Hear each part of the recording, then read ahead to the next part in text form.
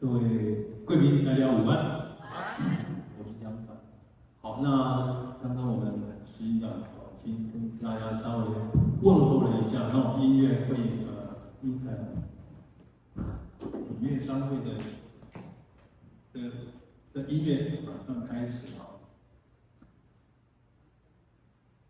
好，那首先第一首是主曲，那是在2023年我写的，那也是为了一场表演，啊，总会有一些曲子。那我们先听完之后，我们再慢慢介绍到底有哪些曲子组合在里面，然后请大家在吃完饭之后有轻松愉快的一个片刻的休息，谢谢。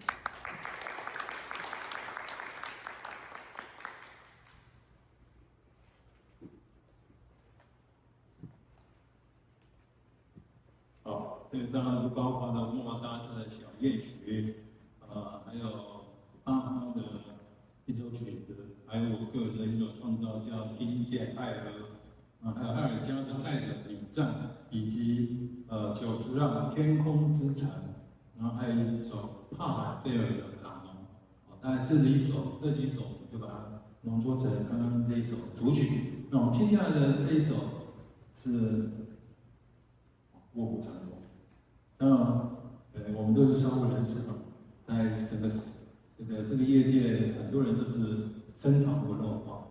那这部曲子其实它是有意境的有点休息又有点神秘。那其实是一部不一样的武侠片。那李安导演我看完之后还深受感动。那尤其他这首主题曲还蛮好听的。那我们今天就改编成3重奏的方式为大家来表演，希望大家能够喜欢，谢谢。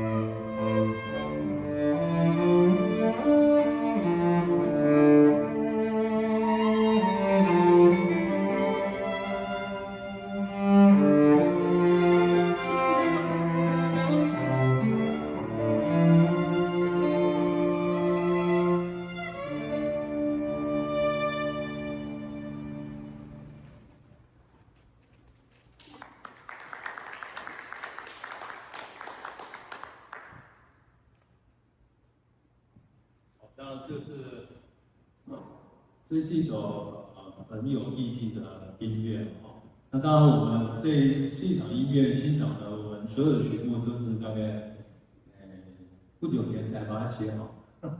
啊，所以说每场以后的我们的每场音乐会都是专题的音乐会，都会针对那个时候设定主题，然后挑选曲目重新编排。当然会有一些创作，也许有一些改编。那我们接下来这首曲子呢，是我2014年的创作，原来是写给大提琴的独奏曲，钢琴伴奏。那我们今天配合今天演出，我们就是写成3种奏：小提琴、古典吉他跟大提琴。好，那包括我自己啊，我会觉得，改编之后好像也有不同的一个想法。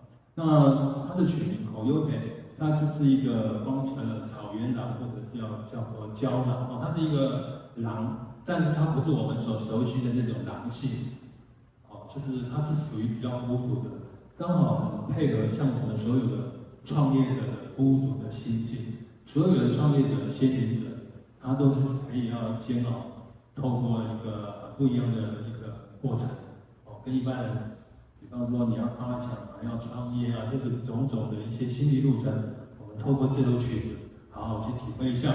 我们接下来这首交流，谢谢。